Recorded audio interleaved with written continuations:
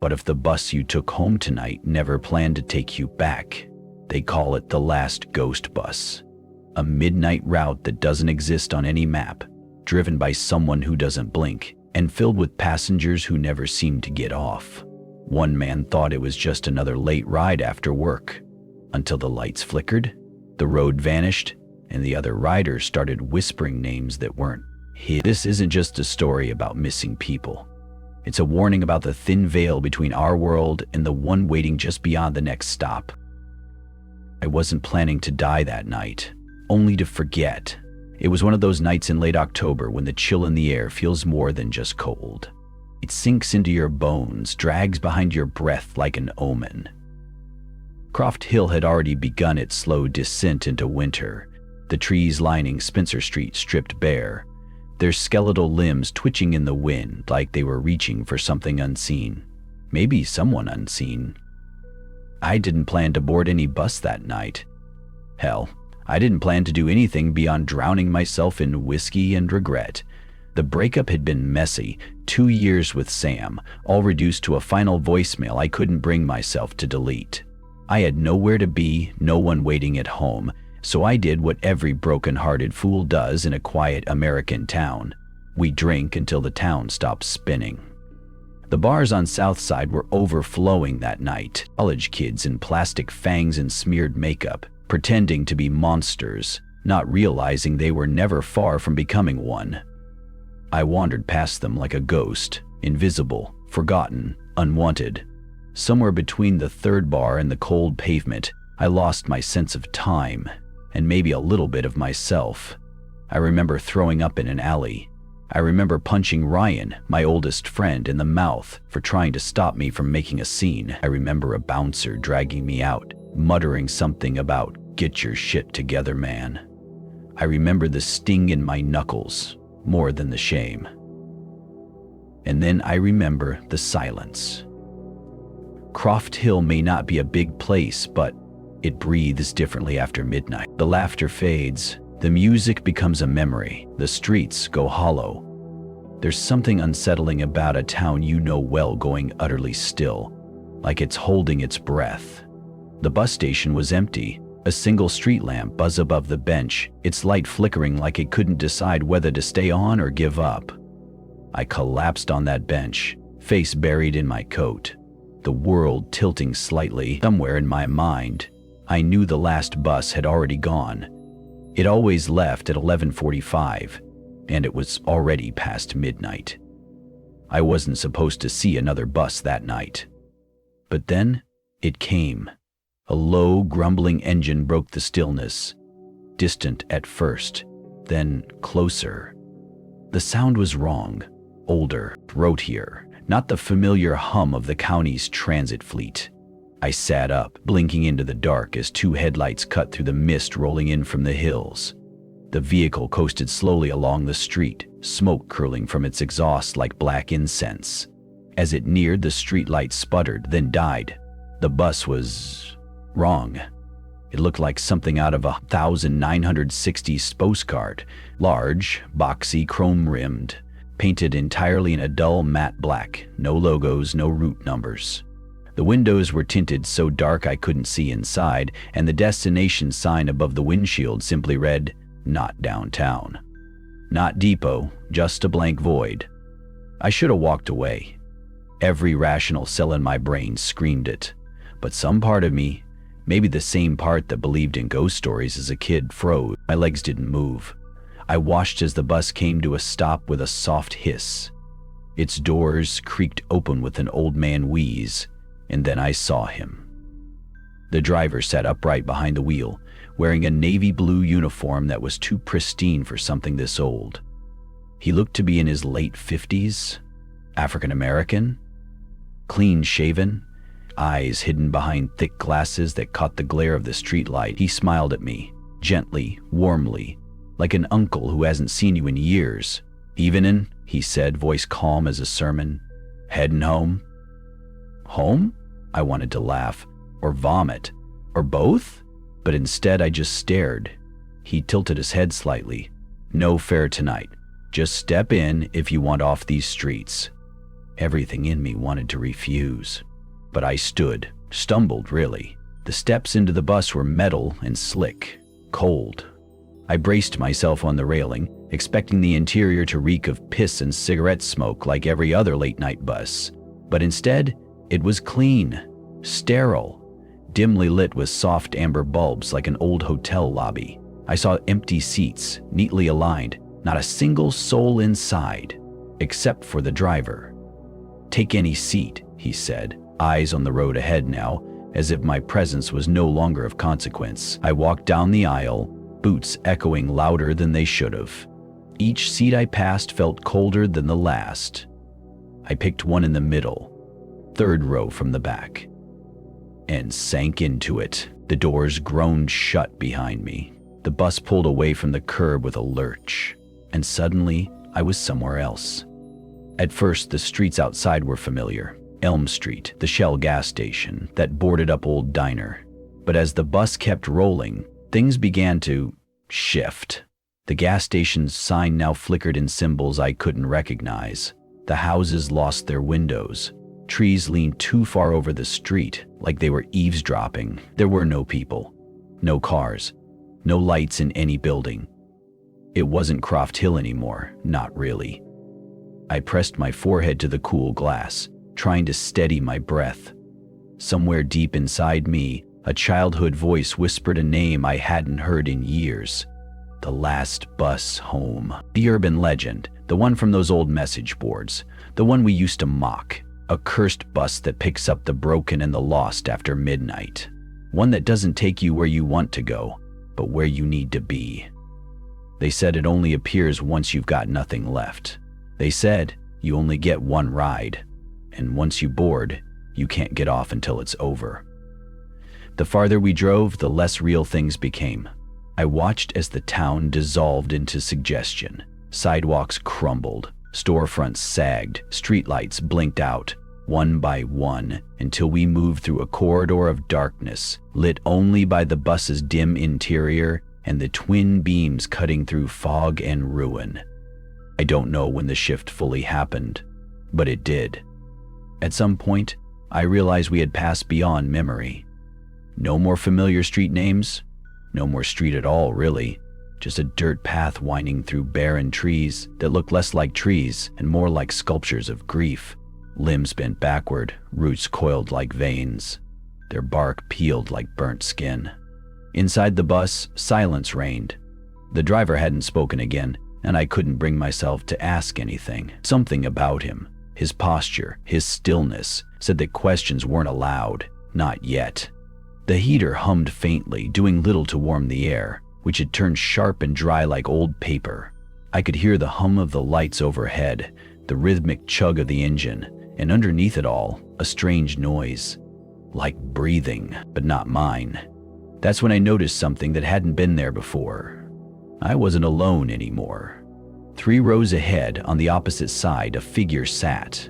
I was certain the seats were all empty when I boarded. Positive. But now, someone was there, still, upright, watching the aisle, maybe watching me. I leaned forward slightly. The figure was female. Long hair, a silver clutch purse on her lap, legs crossed at the knee. A party dress shimmered in the low light, thin straps resting delicately on bare shoulders. Her skin looked pale, almost too pale. She didn't move, didn't blink, didn't acknowledge me. I looked away. A chill ran down my back. I turned toward the window again, needing to see something real, even if it was nothing. But the scenery outside had grown worse. The trees were thinning now, replaced by scorched earth and skeletal ruins. Faint orange lights glowed in the distance, too far to define, like campfires from another century. I thought I saw silhouettes gathered around one, chanting, and then they vanished. I closed my eyes. I was still drunk, still hallucinating. That had to be it. When I looked forward again, another figure had appeared, this one just a few seats ahead of me, an elderly woman. She sat stiffly, wrapped in a thick coat, a paisley scarf tucked under her chin. A wheeled walker was folded neatly in front of her, resting against the seat back. Her gloved hands were folded in her lap, She smiled at me, a gentle, almost grandmotherly smile, and for a moment I felt calm. It didn't last, because something about her was off. Her eyes, they were too bright, too alert, like they weren't just looking at me, but through me. Her face didn't move when she smiled, like it had been drawn on, waxen, preserved. I turned back to the girl in the party dress. She was smiling now too. Her mascara had smeared, tear tracks leaving streaks of black down her cheeks. Her lips were cracked. She opened her mouth slightly, like she was about to say something, and then she did. "Rough night?" Her voice was soft, kind, even, like she genuinely cared. I didn't answer. She tilted her head. "I get it," she said. "Been there myself. Lot of nights like this." Her tone was sweet, sympathetic, just like Samantha's used to be when I came home from a bad day. It clawed at me. I shouldn't have said anything. I knew I shouldn't, but I did. "Where's this bus going?" The girl's smile widened. "Home," she said. Then she laughed, not a cruel laugh, just soft, broken, like someone trying to keep from crying. "Where else would it go?" She shifted closer, moving to the seat across the aisle from mine. "Look," she said, brushing hair from her face. "I know it's weird, this ride, the place, but it's safe in here, safer than out there." I stared at her, unsure if she was trying to comfort me or trick me. I glanced at the driver, still stone-faced, eyes on the dark road. "You seem scared," she said. I nodded. "It's okay," she added, voice soothing now, almost hypnotic. "You don't have to be scared alone." She reached out, just her fingers hovering between our seats. "I could come sit with you, keep you company, if you want." The air in the bus changed. The lights dimmed slightly, just slightly. I felt the pressure of her offer like a weight on my chest. It would be so easy to say yes. But a whisper rose in the back of my mind, a memory from years ago, a forum post, a warning written by someone who'd claimed they survived the last bus. Never talk to the ones who speak first. Never accept companionship. If they want something from you, it's already too late. My throat went dry. I shook my head. The girl's face faltered. Her hand dropped. "Your loss," she said, then turned her head away, lips trembling. She began to sob.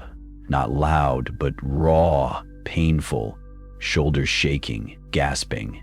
I looked away. The old woman 2 rows up had turned to face me. Her smile was gone.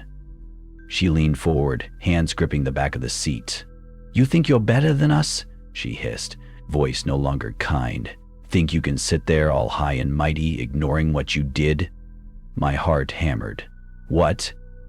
She stood. Her walker clattered to the floor, her scarf unraveled like a noose. "You don't belong here," she spat. "Not yet. But you will." I recoiled. The driver didn't react, didn't even blink. The woman stepped into the aisle. I pressed back in my seat, frozen. She reached for me, and the lights in the bus snapped to red. A tone sounded, deep and warbled. The doors creaked. The bus slowed. Outside, something burned on the horizon. A hill, a twisted tree. And at its peak, a cross engulfed in flame. The bus came to a full stop. The woman turned away from me, sat down silently. The girl in the dress wiped her face and crossed her legs. No one moved. The doors opened. Wind poured in, hot and dry, reeking of sulfur and soil. I leaned into the aisle and looked toward the opening. A figure stood at the roadside, unmoving, cloaked, hooded, larger than any man I'd ever seen. At his side, a black dog with eyes like dying stars growled low and deep. The driver finally spoke. "Looks like we got ourselves a guest. The rules were never written, but break them, and you'll never get off the bus." The hooded figure stepped onto the bus without a sound. No thump of boots, no breath. Just the hiss of the doors closing behind him and the oppressive weight that fell across every inch of air in the vehicle. He didn't glance around. He didn't need to. His presence filled the bus, like smoke, like dread, like something older than language. He walked down the aisle with a measured grace, his cloak dragging softly along the metal floor. The dog followed, silent as a shadow, its eyes fixed forward, jaw clenched shut. Ethan didn't move. No one did. Even the air seemed afraid to shift. The harbinger passed Ethan without turning. For a moment, Ethan swore he could see through the folds of the hood. Nothingness. A swirling black like an open grave beneath the stars. Then the figure took his place in the first row behind the driver, sat, and remained perfectly still. The dog curled at his feet. The bus jolted into motion again, without a word. It was only then that Ethan realized he was holding his breath. He let it out in a slow exhale, palms clammy, heart still racing. He didn't know what had just happened, but every part of him understood that something ancient had joined them. Something with rules, unspoken, inflexible, and unforgiving. The lights overhead flickered once, then stabilized. The rest of the bus remained quiet, unnervingly so. Ethan turned toward the window. Outside, the world continued to unravel. What once resembled backroads and outskirts now stretched into a dreamscape of skeletal architecture and shifting shadows. Dilapidated barns floated like mirages, half sunken into the earth. Rusted water towers stood crooked under sickly gray skies. And the trees, those goddamn trees, kept watching. He could feel their gaze through the glass. Somewhere in the distance, a church bell rang once. It shouldn't have. No one spoke. Not the girl, not the old woman, not even the drunk who had, at some point, appeared in the farthest seat at the back, hunched over like he was trying to fold into himself. Ethan stared at the driver's reflection in the rearview mirror. No change. Eyes straight ahead, face calm. As if this were just another Tuesday night. It wasn't. He knew he had to ground himself, anchor his sanity before it drifted into the fog along with everything else. So he closed his eyes and tried to remember anything. The forum, the one he used to visit in high school. Whispers. In the Wire Net, that was the name. It had been a cesspool of conspiracy theorists and horror obsessives. But once in a while, someone would post something too real. A thread titled, "Last Bus Home, Real Encounter. PA 212. I am Croft Hill." He'd bookmarked it, laughed at it, even shared it in a Discord server as a joke. But now, every word of that post came flooding back like a fever dream. They won't talk to you until you make eye contact. Never look them in the eyes. Don't accept anything offered, not even a name. If they ask for help, refuse. The driver's on your side, but only to a point. There are no second chances. Ethan opened his eyes. The girl in the cocktail dress was watching him again. She looked different. Her makeup was gone, not smudged, gone. Her face now pale and blank, like someone had washed away her identity. Her eyes seemed emptier, like something had been taken. She turned away. He scanned the rows ahead, the pensioner, still in her seat, but her walker now twisted, one leg bent the wrong way. Her head lolled slightly, like she was listening to something in the dark. And then there was the drunk. Ethan hadn't noticed him before. His clothes were soaked, filthy like he'd crawled from a ditch. A hooded jacket clung to his shoulders, sleeves torn, and a brown paper bag rested on his lap. The man stirred. He looked up, then smiled. "Hell of a ride, huh?" he slurred, voice gravel-worn and soaked in stale liquor. "You're the new one." Ethan didn't reply. "Yeah?" the drunk chuckled. "That's smart not to talk. But that only works for a while." He sat back, pulling the paper bag closer to his chest. "I remember when I got on," he said. "Cold night. My wife had just left. Took the kids, the house, the dog.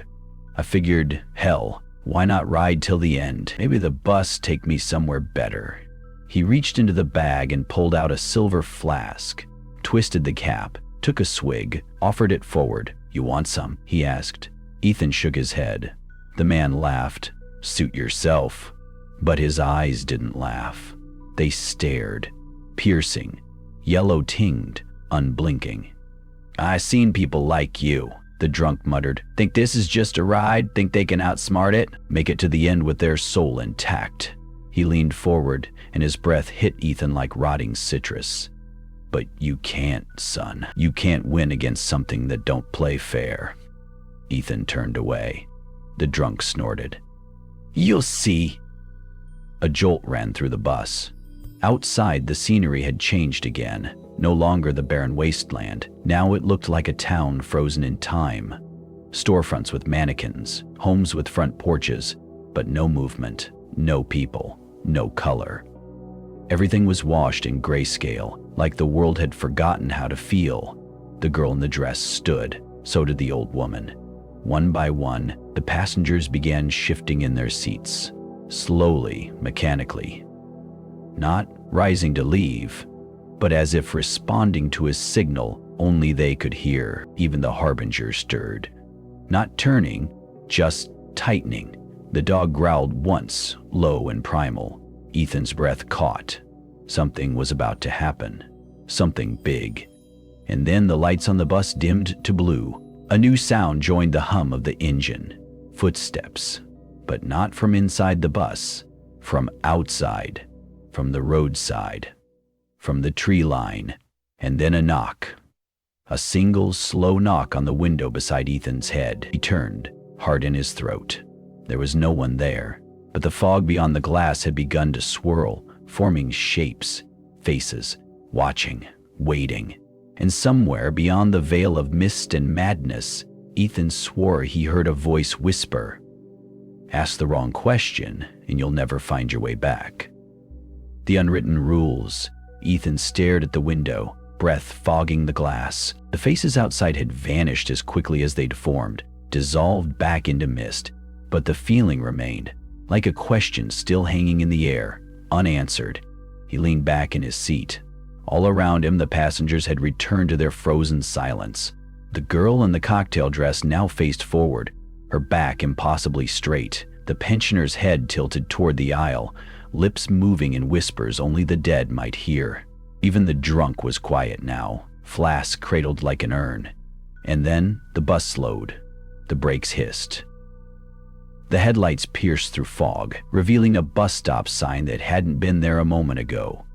It stood crooked on a dirt path leading into thick, pine-choked woods. A wooden bench rotted beneath it, covered in moss. Beside the sign, a small glass case hung on a pole, containing a single sheet of paper. The driver didn't say a word. He didn't have to. The doors opened. A man climbed aboard. He was tall, dressed in a faded black suit, skin drawn tight across his bones like wax stretched too far. No luggage, no expression. Just a man with gray eyes and the scent of damp leaves. He nodded politely as he passed Ethan, and then, breaking the unspoken rule of silence, he spoke. "Mind if I sit?" Ethan's pulse spiked. He hesitated. The rules. Don't accept anything offered, not even a name. He shook his head. "It's taken," he whispered. The man's lips curled slightly. Not a smile, more like disappointment feigned as manners. "No bother," the man said, and moved past him, settling into the seat across the aisle. The doors closed. The bus lurched forward, but Ethan could feel those gray eyes still on him. The man leaned in, his voice low, conspiratorial. "They ask for help, you refuse. They ask to sit, you deny. But what happens when you're the one who needs something?" Ethan didn't respond. The man nodded, as if satisfied with the silence. "I used to think like you," he continued. "Kept my head down, followed the rules. I even made it to the last stop once." He paused. "Didn't mean a damn thing." "What do you mean?" Ethan asked before he could stop himself. The man smiled now, wide and cold. "You spoke, boy. That's how it starts." A single, hollow chime echoed through the bus. Ding, though no one had pulled the cord. The driver didn't stop. Ahead, the fog parted to reveal an old gas station. Its neon lights flickered dimly, casting a sickly green glow across cracked pavement. The sign read, Fuller's Grove, last gasp. No cars, no people. Just one pump, still upright, the rest sunken into the asphalt like grave. The bus passed it without slowing. "That's where I first saw her," the man whispered. Ethan glanced at him. "She?" he asked carefully. "The collector," the man murmured. "Looks like a child, acts like one. But if she talks to you, don't answer. She collects more than words." Ethan felt the hair on his arms rise. The man leaned back, finally satisfied. "You'll know when she's near. The air changes." The lights turned red. Outside, lightning cracked across the sky, though there were no clouds. Then the lights inside the bus flickered red. Ethan's stomach dropped. From the rear of the bus came a soft giggle. He turned. Standing in the aisle was a girl, maybe 8 years old. Pale dress, skin like porcelain dipped in milk, no shoes. Eyes wide, too wide, and completely black. She smiled at Ethan. "Hi." His throat went dry. "Do you want to play a game?" she asked. Tilting her head, he froze. Every instinct screamed to stay silent. "I like your jacket," she continued. "It looks warm." No one else moved. Not the girl in the dress, not the pensioner, not even the harbinger. Only the little girl. "Can I try it on?" she asked. Ethan looked to the man across from him. He didn't move. His face was frozen in a rictus of fear, like he was trying not to blink. The girl stepped closer. Her bare feet made no sound on the floor. "I said, can I try it on?" Ethan shut his eyes, held his breath. A cold hand brushed his cheek. He flinched, but didn't speak. Silence. Then a snap, like a matchstick breaking in a fire. When he opened his eyes, the girl was gone. The lights returned to normal. The man across the aisle exhaled, slumping in his seat like he'd just dodged a bullet. "You didn't answer," he said quietly. "No," Ethan replied, "but I almost did." The man nodded. "Almost is how they get you." The bus continued its journey through the impossible, mile after mile of places that didn't exist, couldn't exist. A schoolhouse with no doors, a cornfield made of mirrors, a statue of a horse with human hands, each landmark more absurd and more terrifying than the last. And then the driver finally spoke. His voice crackled through the intercom like a damaged radio. "Next stop, Judgment Hollow." The drunk at the back groaned. "Oh God, not this place again." Ethan turned to look, but the drunk was shaking his head, mumbling something that sounded like, "Don't get off, don't get off, don't get off." The bus slowed. Outside was only darkness. No stop sign, no bench, no light, just black trees and the wind. The doors opened. The girl in the cocktail dress stood, and without looking at anyone, she stepped off the bus. The doors closed. Ethan pressed his face to the window, watching. At first, nothing, then movement. From the woods came arms. Too many of them. Writhing, jointless, pale. They wrapped around her gently, lifted her, carried her backward into the trees. She never screamed. The trees swallowed her whole, and the bus moved on. Ethan sat frozen. No one looked at him. But he knew. His turn would come. At exactly 3:07 a.m., the bus drove past a church with no doors, and every window screamed. The temperature inside the bus had dropped.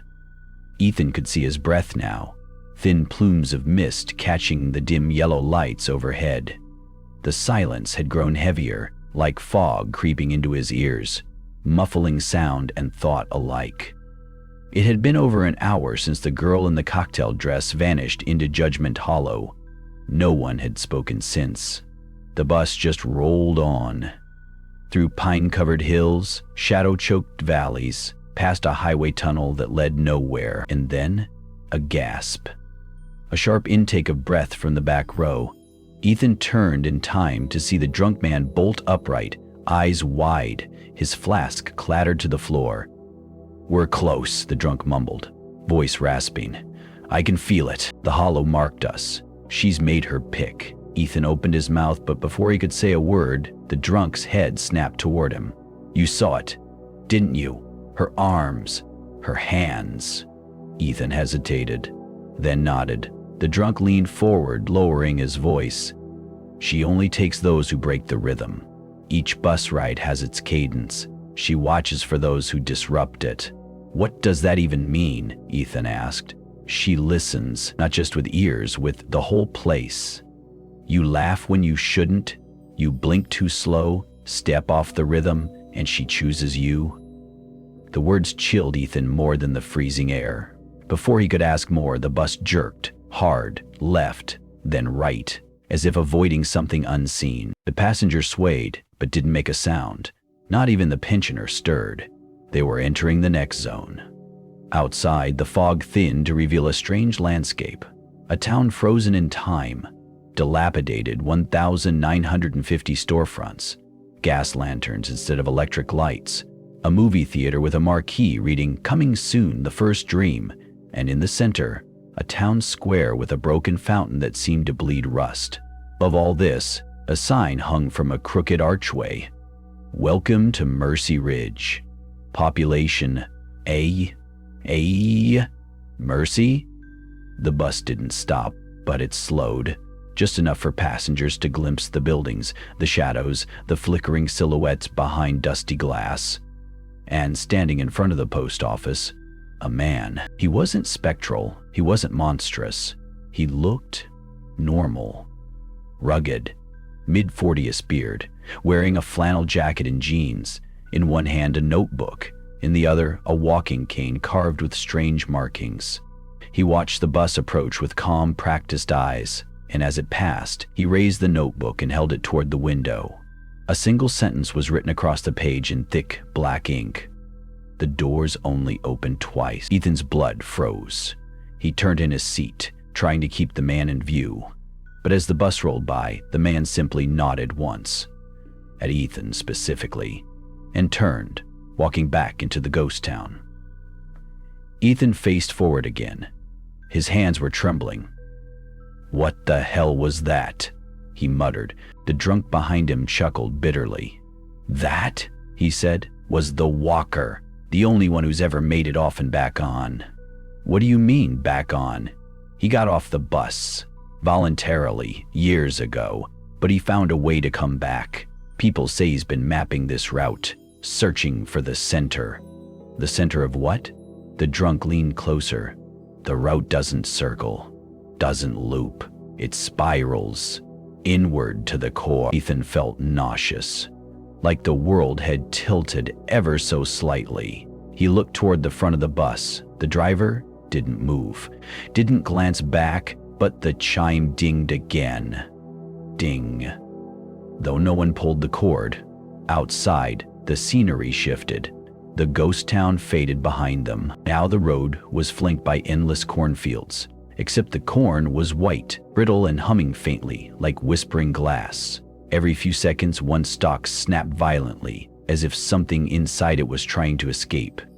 The bus passed an old sign, half swallowed by dirt. You are entering Sorrow County. Turn back while you can. The passengers remained still, but Ethan noticed something new. A seat, previously empty, was now occupied. Middle row, right side. 3 rows ahead. It hadn't been occupied before, he was sure of it. Now, a man sat there, same flannel jacket, same notebook. The walker, he was on the bus. Ethan's pulse roared in his ears. The man turned slowly and locked eyes with him. Then he raised his notebook again. Another message scrawled across the page. You're not asleep, but you're not awake either. Ethan blinked. The man was gone, vanished. Only the notebook remained, resting neatly on the empty seat. He stood slowly. The air around him thickened like syrup. Every step toward the notebook felt heavier. He reached out, picked it up. The leather was warm. He flipped to the first page. Diagrams, maps, symbols etched like runes.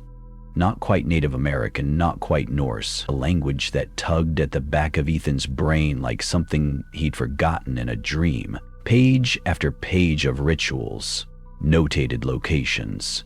Mercy Ridge, Sacrifice 1. Mercy Ridge, Loot Breaker, the Trough. Don't drink from it, red reflection. Do not look at your face. And at the center, Harbinger Protocol. Do not engage. Ethan turned another page. This time it was blank, except for one line. I left this for you. You're the next cartographer. The bus suddenly jerked. A figure now stood in the aisle where no one had been just seconds ago. Long coat, hood pulled low, eyes like black glass, and from behind them a voice that echoed not just in Ethan's ears, but in his bones. You were never meant to read that. The cartographer's burden. Ethan froze, the notebook trembling in his hands. The figure in the aisle remained still. No breath, no motion, just presence. Its coat was long, frayed at the hem like it had been dragged through ash. Its boots left no sound on the bus floor. And though Ethan couldn't see its face, he felt it staring, boring into his skin, layer by layer, until it touched something primal. You were never meant to read that, it repeated, the voice now quieter but closer, like it was inside Ethan's own throat. Then, suddenly, the bus lurched, the lights above flickered, and just like that, the figure was gone. Ethan stumbled back, clutching the notebook. He looked around. No one else had moved, not the drunk, not the pensioner, not the guy with headphones. They acted like nothing had happened. He returned to his seat, the notebook now held close to his chest.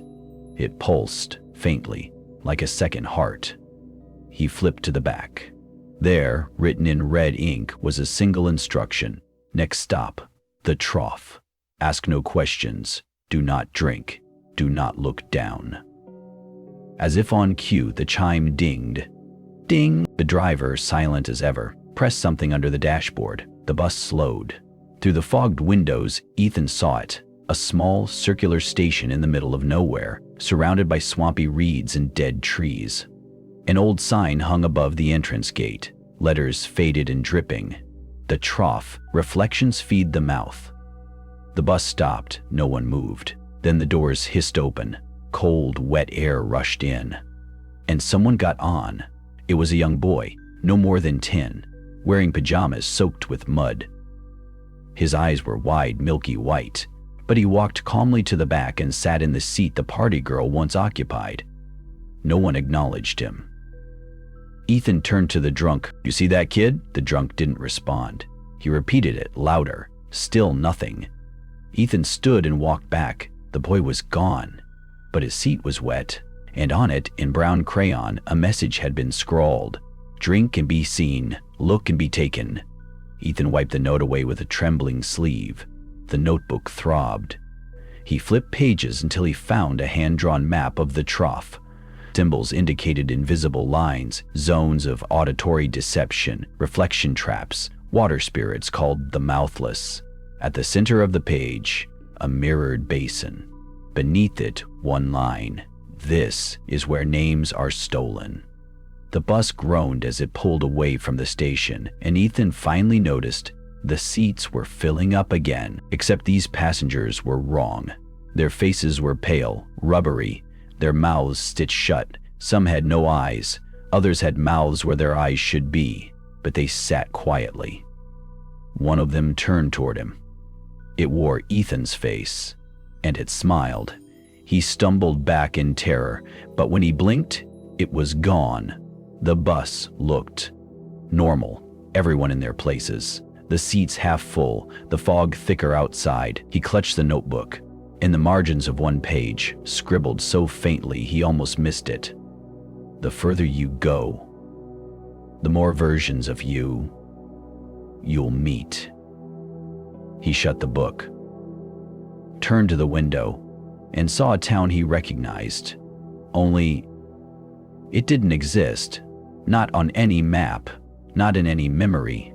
It was a perfect copy of his hometown, down to the gas station on the corner, the wooden bench in front of the bakery, even the broken neon sign outside Jake's Tavern.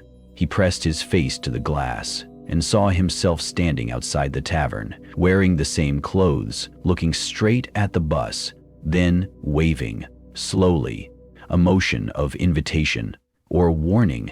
And behind this other Ethan, something vast began to unfold, like a mouth made of sky rimmed with teeth the size of street lamps. The bus accelerated. Ethan fell back into his seat. The drunk finally spoke. "You saw it, didn't you?" Ethan nodded. "Harbinger's waking up," he whispered. "You're bleeding into the folds." "What folds?" "This route. It isn't a line, it's a wound." Ethan didn't ask more. He couldn't, because the bus lights flickered again. The aisle darkened, and something crawled across the ceiling. Long, jointed limbs like a centipede but the size of a man. Its body stitched with watches, all ticking out of sync. Its head dropped suddenly, upside down, inches from Ethan's face. Its mouth opened, and 1,000 whispers came spilling out. "Time is wrong here. You are late. You are early. You were never meant to arrive." Then it was gone, and the bus was still. A chime dinged. A voice came over the intercom. Not the driver's, not human. "Next stop, Reflection. All those without faces, prepare for viewing." Ethan clenched the notebook. He turned to the last page again and saw a new line appear, ink forming in real time. "If you reach Reflection, don't blink, not even once. There are places you pass through, and then there are places that pass through you." The sign outside the bus window didn't have letters. It had memories carved into metal. Ethan hadn't blinked in 5 full minutes. His eyes burned, tearing uncontrollably. His throat was raw from breathing through clenched teeth, but he obeyed the rule. It had been scratched into the notebook like a curse. If you reach Reflection, don't blink. Not even once. The bus rolled to a slow halt. Outside, the fog didn't part. It shivered, like something alive, irritated by motion. The windows fogged instantly, but not from temperature. From breath, too many of them.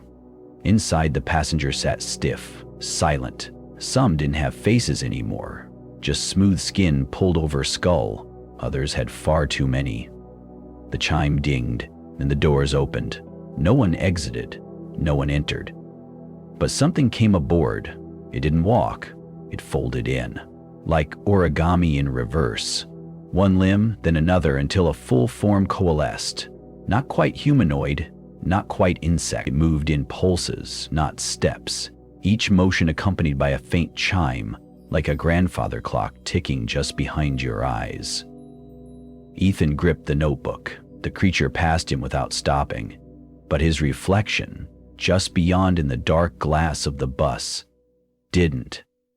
It lingered, watched, and blinked.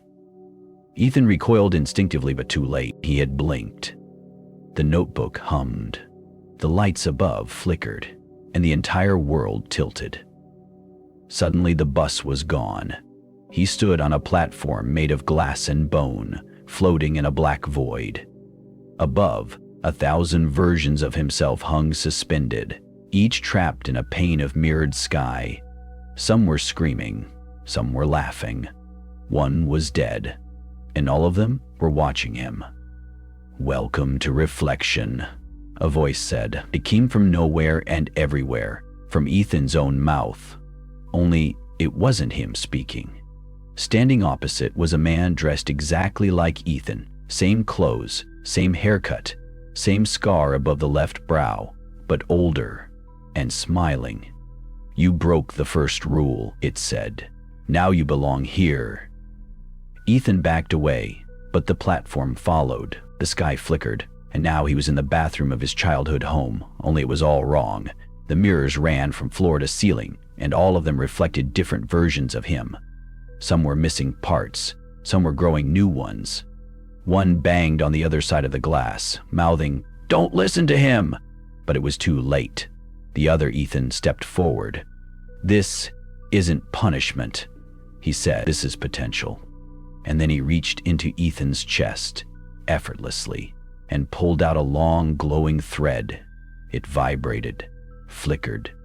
A timeline. Ethan screamed, not in pain, but in recognition. Memories began flooding out. School buses, broken wrists, lost dogs, rainy Tuesdays, a flood of self, a hemorrhage of being. The other Ethan smiled. We're all just echoes trying to find a louder mouth. He dropped the thread. It coiled in midair and vanished, and Ethan found himself back on the bus, sweating, gasping. Everyone was gone. The bus was full of mirrors now, lining the ceiling, the floor, the seat backs, and in each reflection a different version of him. One had no eyes, one was burned, one was weeping, and one, at the far back, was smiling, but its smile was upside down. The notebook opened on its own in Ethan's lap. A new page had appeared. Do not look into the rearview mirror. That is where Harbinger lives. Ethan turned to the front of the bus. The mirror above the driver's seat was shimmering, and inside, it wasn't the road he saw. It was a ritual, a circle of passengers holding hands, a mass chant, blood on the floor, symbols carved in teeth, and standing at the center, Harbinger, no longer cloaked, its head too tall for the ceiling, its limbs bound in chainmail made of human prayers, and it was watching him. It had always been watching. The driver turned slowly for the first time and spoke. You've crossed 3 thresholds, he rasped. There is no turning back. Where are we going? Ethan asked hoarsely. The driver didn't answer, but the notebook did. On the next page, next stop, Chapel of Mouths. Bring no name, carry no guilt. If you confess, it hears. Ethan blinked once, slowly, and a drop of blood fell from his nose onto the page. It was absorbed instantly. The ink glowed faintly, and the bus moved on. Confess nothing, or everything confesses. The wheels rolled over something soft, not asphalt, not gravel, something organic. Ethan could feel it through the floor of the bus, like breathing under rubber soles, like the vehicle was passing through a living lung. The lights inside the cabin dimmed as the fog thickened, this time taking on a yellowish tint. Not sulfur, not smog. It smelled like wet parchment and old teeth. The notebook in Ethan's lap flipped open again, windless. A new sentence scrawled itself as if by invisible hand. The chapel hears all, especially lies. He looked up. Through the windshield, a cathedral rose from the fog. No, not a cathedral. A mouth. Its spires were molars, its arches formed by curved incisors, and the stained glass windows dripped slowly, like gums bleeding from between the cracks. On the door, written in bone, abandon name, abandon truth, abandon self. The bus screeched to a halt. The door side open, not like machinery, but like a lung deflating. Then Ethan stepped out alone. The silence was absolute. Until it wasn't. Whispers began to crawl from under the earth, low at first, then higher, then overlapping. They spoke in first person. I lied to her. I watched them die. I opened the wrong door. I asked to be taken. Every step he took was muffled by the flesh-carpeted floor of the chapel's nave. The walls throbbed softly. Pews were filled with robed figures, their hoods covering mirror-polished ovals, not faces, just reflections. And each of those reflections was Ethan. The pulpit was a tongue, a crimson altar stretched behind it, made of braided human arms, nailed at the joints, weeping thick, silvery liquid. He didn't want to approach, but the air behind him had closed. No retreat. A voice rose, not from one throat, but from, "You must speak." Ethan shook his head. I said nothing. The voice crackled like an open radio frequency. It laughed, then hissed.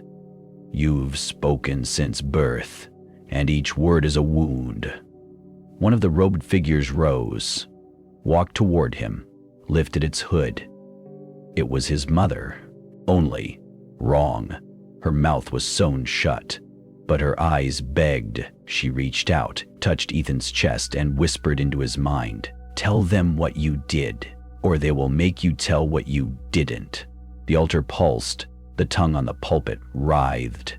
Ethan's knees buckled. Memories stabbed into him like daggers.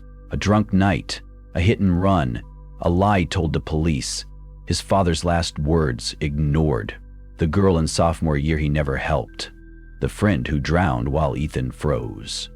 All of it. All of him. Laid bare. And then, Harbinger appeared. This time, not hidden, not suggested, fully formed. It stepped out from behind the altar, limbs spidering in impossible geometry, face a veil of flesh stitched from mouths, each whispering a different voice from Ethan's past. One of them, a child's, said, "Why didn't you save me?" Harbinger gestured toward the altar. Ethan was already on it, bound not by rope but by regret. It spoke through the mouths stitched into its face. "We are what you bury. We are what you swallow. We are what you hide." From the pulpit, a tooth-bladed chalice descended. Ethan felt his lips moving. Words poured out. Not in English, in memory, in shame, in truth. He confessed everything, and as he did, the reflections in the pews began to rot. One by one, the mirrored Ethans curled inward, their glass faces cracking. The chapel shuddered. The voices grew louder. The tongue beneath him curled, trying to silence his words. But he kept speaking until he wasn't. Until he realized he'd said one thing too many. The Harbinger stopped. Its many mouths went silent. It cocked its head. "You told a lie." "I didn't," Ethan gasped. But the chalice glowed red, and then the altar swallowed him whole. Darkness. Then, light. He was back on the bus, face down in the aisle, blood trickling from his nose, ears, and eyes. The bus was full again, passengers whispering, all of them him. The notebook lay open beside him, the next line already written. "You lied. The chapel keeps part of you now." And then, the bus drove into the dark, with no road ahead. Stay on this route doesn't exist after midnight, but the bus keeps moving. The bus had no windows anymore, not broken, just gone. Where glass should have been, there was only smoothed bone, as if the frame had grown over itself like skin sealing a wound. Ethan sat still in his seat, every breath shallow. The notebook in his lap lay closed now, bound shut by threads of black hair. Around him, passengers whispered. None of them moved. None of them blinked. They all looked like him, slightly off versions, older, younger, scarred, smiling too widely. None spoke aloud, but Ethan heard everything. "You're the liar. You stayed silent when it mattered. You asked to ride. Now you pay the fare." He clutched the armrest. The seat pulsed beneath his palm, warm and organic, breathing. The speaker at the front crackled, a voice distant and mechanical. "Next stop, Fathom Road. Final transfers available for the depths." He felt something coil in his gut. Fathom Road. That name had haunted local legends. A rural stretch near the reservoir. Long closed after the bus that never came back story made headlines in 1972. 10 vanished, no bodies. Ethan tried to move, couldn't. His hands were fused to the seat with thin fibers. Hair? Veins? He wasn't sure. The lights flickered. The bus sighed like a dying beast. And then they arrived. The door hissed open.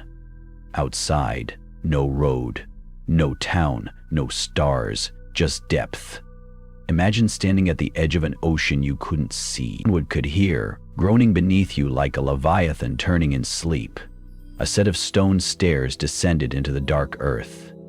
Ethan stood, his hands detached from the seat with a wet tearing noise. He wasn't sure how he got off the bus.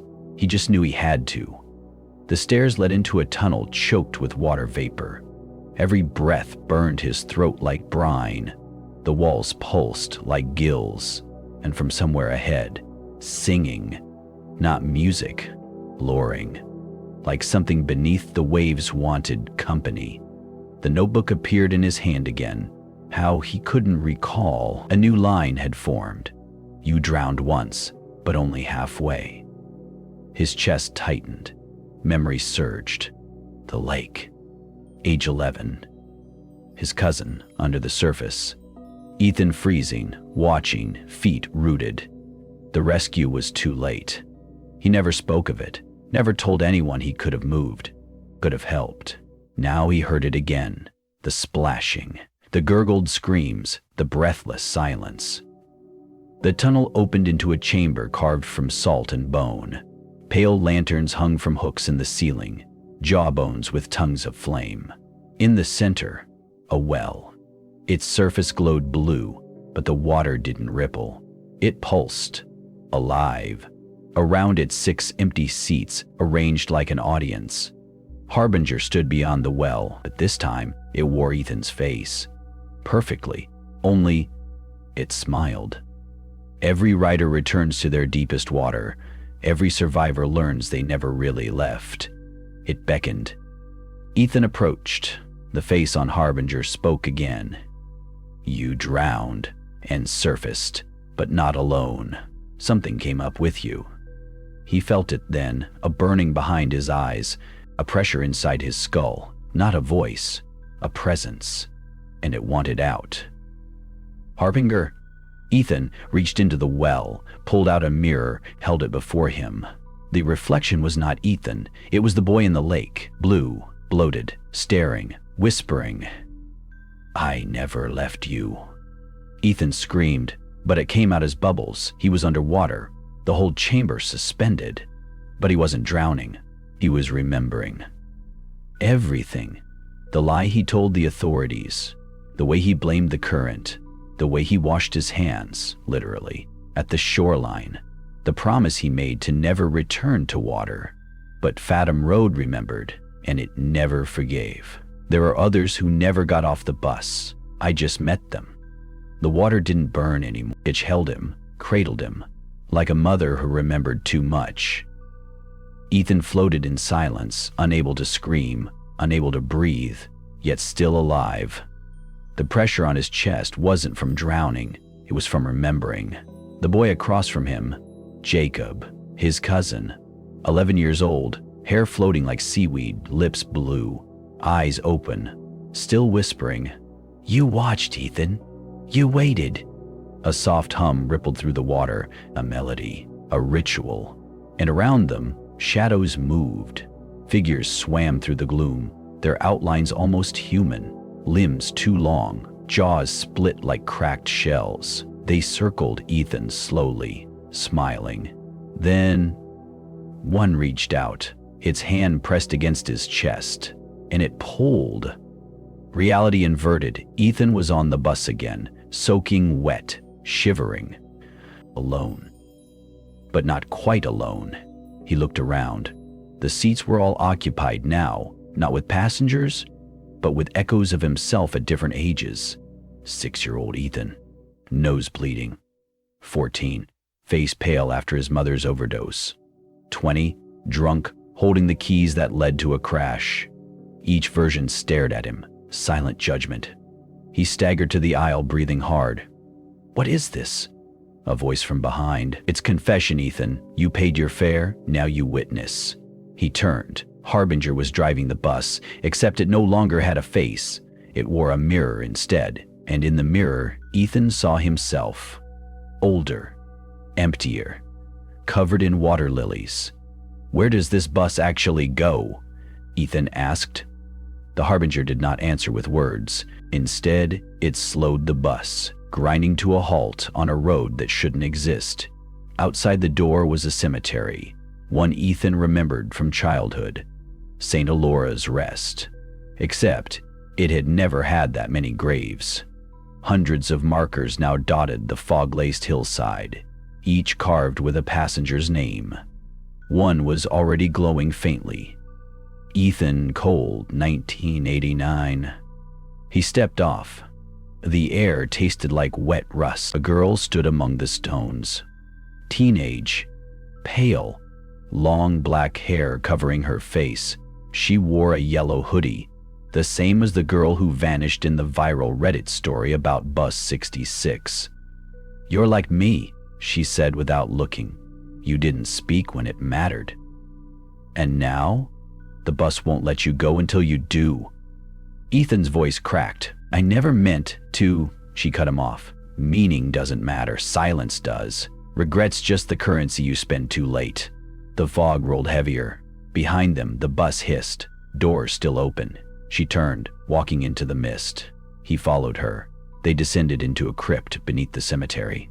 Inside, candles, ritual carvings on the walls, water dripping constantly from the stone above, and in the center, a circle of chairs, 7 of them. Each held an item from Ethan's past: a wet towel, a broken toy from Jacob, his mother's pill bottle, the car key from the crash, a bloody tooth, the notebook, a bus ticket with no return burned in. The girl pointed. "Take your seat." Ethan hesitated. "Why me?" he asked. She answered with a question. "Do you remember the real fare collector?" The candles flickered violently. A sound rose from the tunnel behind them.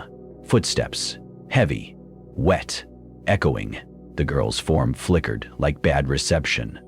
"Choose now," she whispered, "or be chosen again." He moved to the chair with the bus ticket, sat, and then a howl. Something ancient and hollow moved into the room. It had no eyes, only a mouth, circular, toothless, like a lamprey, and it wore conductor's attire stitched from passenger clothing. The other chairs filled instantly, not by people, but by their memories. Ethan saw a woman sobbing beside a crib, a boy laughing as he pushed another off a pier, a man praying while smoke poured through a church door. All sinners, all silent. The creature turned. Its voice came not from its mouth, but from inside Ethan's bones. "You did not warn. You did not speak. You rode. You saw. You paid. But you never told them what comes next." It leaned forward. "Now you will." The girl looked at Ethan one last time. "You're not a passenger anymore. You're the stop." The walls collapsed, the chairs vanished, and Ethan was alone again. But back on the bus, empty. Dark. Still moving. The last passenger isn't dead, she's just remembering wrong. Hook. The bus didn't creak anymore. It breathed. With every lurch forward, it exhaled fog. With every break, it whispered a name. And now it whispered Ethan's. The seats were empty. The mirrors were covered in black cloth. And Ethan, once a passenger, was behind the wheel. He didn't remember climbing into the driver's seat. Didn't remember the road beginning again. But the yellowed papers still sat on the dashboard. Fathom Road, last run, fare paid. Silence conductor, TBD. His name had been scrawled beside TBD, in ink that bled. Ethan's hands trembled as they gripped the cold wheel. The fog outside had thickened. No stars, no trees, just shapes flickering like shadows behind wet curtains. And then he saw her. A girl at the next stop, wearing the same red coat as his younger sister, Hope. But Hope had died years ago, hadn't she? He slammed the brakes.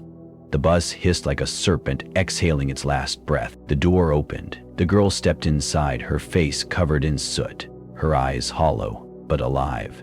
She didn't speak, just stared at Ethan. He tried to form words. "Are you real?" She tilted her head. "You left me in the water." The bus shuddered. Outside the windows, the shadows pressed closer. Ethan stood up. "I didn't..." She walked down the aisle. Each step made the lights overhead dim. "You knew I couldn't swim." The shadows began knocking on the windows. The girl sat. Ethan gripped the pole, fighting nausea. "You can't be her. This is another trick." She smiled. "It doesn't matter anymore." The fog parted for only a second. and Ethan saw it. A vast cemetery of vehicles spread across the landscape. Buses, cars, trains, all crashed, all covered in ivy and bones. This was where every last ride ended. The vehicles didn't move, but something moved inside them. People, watching, waiting. He closed the door and drove. The road became glass beneath him. Below it, scenes from his life, like a reel of film unraveling into water. Ethan at 16, hiding pills under his mattress, his father screaming about the family curse, pointing at a bus schedule written in Latin, a blood-stained Bible, a phone call that never connected. The girl whispered from the back seat, "You think this ride ends with you learning something, but it doesn't." He turned, anger and grief twisting his face. "Then what is this?" The lights flickered, and the voice that answered wasn't hers. It came from the bus itself. "You are not the main character, Ethan. You are the next conductor. Because you remember, and that is your curse." He screamed and hit the brakes. Everything shattered. Suddenly, Ethan was no longer on the bus. He stood in an old church. Pews cracked, candles melted into skulls, altars soaked in black moss. A voice echoed from the stained glass behind him. The Harbinger, now fully human-shaped, dressed in a 19th century conductor uniform, stood at the altar.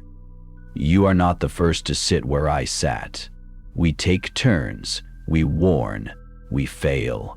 Then we ride again." Ethan shook. "What do you mean, fail?" The Harbinger walked toward him slowly. "They never listen. Because no one believes a man on a bus with a ghost for a conductor, and no destination." The candles flared. The girl in red now stood behind the pulpit. Her eyes were missing. She held a rusted pocket watch. "You have until midnight." Ethan's voice broke. "Until what?" "Until your passengers forget you ever existed." The Harbinger placed a hand on his shoulder. "And when they do, you become part of the road." Ethan was back on the bus. His watch ticked 11:44. The next stop glowed ahead. A rest stop. Fluorescent lights flickering. He recognized the boy waiting there. It was Kyle Donovan, a man Ethan had once seen sobbing in a Reddit thread about a haunted bus his brother never came back from. Kyle boarded, confused, holding a photograph. "You're the one from the Post." Ethan nodded. "I remember the road." Ethan opened his hand. Inside was the same bus ticket Kyle lost 10 years ago, now burned around the edges. As the door shut, the girl in red whispered from behind, "Midnight comes, conductor. Tell him. Or vanish with the rest." Not everyone who boards this bus dies, but no one leaves it the same. Kyle sat halfway down the aisle, clutching the old, half-burnt bus ticket Ethan had handed him. "Where did you get this?" he asked. "My brother had this on him when he—" Ethan didn't answer right away. The engine purred beneath them like a resting predator. Outside, the world had turned unreal. Buildings that shouldn't exist, traffic signs in dead languages, people on sidewalks frozen mid-step, all watching with blank, static-filled faces. "It came back to me," Ethan said, "so I could give it to you." The fluorescent lights above buzzed with an unnatural pitch, then dimmed into that cold, funeral blue hue the bus always wore just before something changed. Kyle looked around uneasily. "Where is this headed?" Ethan didn't answer. He didn't know, or maybe he knew too well. He drove. Each mile dragged deeper into a darkness that no headlights could pierce. And then, the sound. Again, the subtle creaking groan of something ancient pulling taut, like the world itself was straining. Then a bell. One chime, like an old station call. 11:56 p.m. Kyle leaned forward. "You've seen it, haven't you? The Harbinger. The real one." Ethan's hands tightened on the wheel. "I am him." "Now?" Kyle stared. "No, that's not how it works. No one wants the job," Ethan muttered, "until it's the only thing left." Outside the bus, the road twisted in impossible ways, turning upward, spiraling like a DNA strand, lined with flickering silhouettes of past passengers who never got off. Kyle followed Ethan's gaze. "What happens at midnight?" The girl in red stood again. This time she was older, maybe mid-30s, her eyes full of history and fog. "I remember now," she said quietly. "I wasn't your sister. I was your warning." Kyle backed away from her. "What is this?" The girl stepped forward. "You posted that story, told the internet about the bus. You fed it." Kyle's jaw clenched. "That wasn't real. That was just a creepypasta." The girl's smile didn't reach her eyes. "And yet, here you are, seat 17. Suddenly, the walls of the bus became transparent, revealing an ocean of other buses, all on different paths. In each one, a different person sat in Ethan's seat. Some screamed, some prayed, some laughed. Some were empty, the wheel spinning on its own. All buses were connected by wires of memory and threads of fear. This was no single curse. It was a system, a ritual maintained by belief, kept alive by stories, and people like Ethan playing their parts. 11:58 p.m., the voice returned. "It's time to offer the next name." Ethan turned to Kyle. "I can give it back to you," the conductor's role. "If you take the ticket." Kyle shook his head slowly. "No, that's not how this ends." The bus suddenly stopped. No screech, no momentum, just stopped. Outside the door, a platform floated in midair, a waiting room with a single chair and a mirror hanging above it. The reflection in the mirror wasn't Ethan or Kyle, it was younger Ethan, soaked, bleeding, shivering, watching them both. The girl placed the pocket watch into Ethan's hands. Final choice. One becomes the road, one becomes the driver, one forgets it all. 11:59 p.m. Ethan stood, eyes locked with Kyle's. Kyle whispered, "Please. I just wanted to know what happened to my brother." "You do," Ethan said. "He took the ticket before I did." He turned back to the dashboard. The ticket pulsed in his hand, glowing with ember light. If he dropped it now, if he let it burn, he could escape. Maybe. The bus lights flickered one last time, and the harbinger appeared behind them in the aisle, head low, arms long, skin thin like paper soaked in ink. He didn't speak, but they knew what he demanded. Midnight. The bell chimed. The bus vanished from the road, and the seat where Ethan once sat was empty. Months later, a woman boards a midnight bus in a small Montana town. She's drunk, tired, and thinks she's dreaming. The driver, young, silent, eyes too old, hands her a faded ticket. "Where to?" she asks. The driver doesn't answer, but on the dashboard a photo flickers in a cracked plastic frame. Kyle, smiling. Behind it, a note in shaky handwriting. "Do not ride past midnight. Do not take the ticket. And if the conductor knows your name, run." Thank you for riding along with us tonight. If you made it to the end of the last ghost bus, maybe you're one of the lucky few who got off before midnight. Or maybe you're just beginning to remember where your ticket leads. Stories like this aren't just fiction. They're warnings, passed down through whispers, through old forum posts, through tales told by flashlight under heavy blankets. They say if you speak about something long enough, it listens, and sometimes it answers. If this tale kept you up, chilled your spine, or made you think twice about your next late-night ride, then it's done its job. Don't forget to like the video, leave a comment with your theory, and subscribe for more true horror stories based on urban legends, ritual folklore, and things best left unexplored.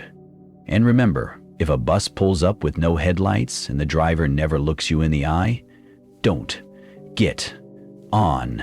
Sleep tight, or don't.